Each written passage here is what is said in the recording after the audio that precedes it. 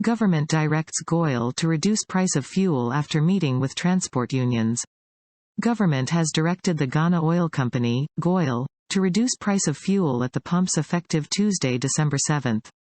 This follows a crunch meeting between government and transport operators at the presidency on Monday evening. Head of communications at the GPRTU, Abbas Amoro, who disclosed this on PM Express with Evans Mensah, on Monday, said government also committed to reviewing taxes on fuel in the mid-year budget review.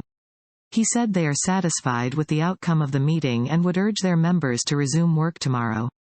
Communications manager at the National Petroleum Authority, Mohammed Abdul Qudus, touching on the proposed review of taxes, said if the taxes are reduced, even if world prices of petroleum products continue to spike, consumers will not feel the impact.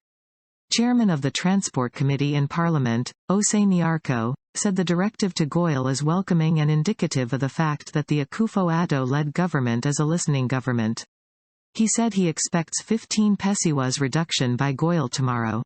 According to him, he has been briefed that GOIL would be selling fuel at GHC 6.7 per litre. In other news, GOIL bulk road vehicle drivers undergo training program.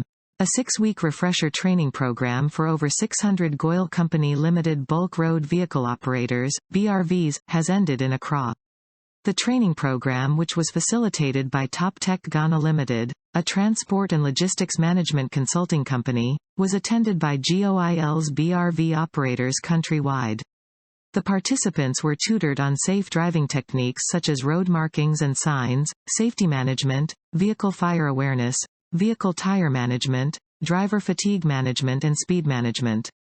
The trainers also took the participants through managing risks, proper preparation and thorough technical understanding of basic driving and recovery techniques.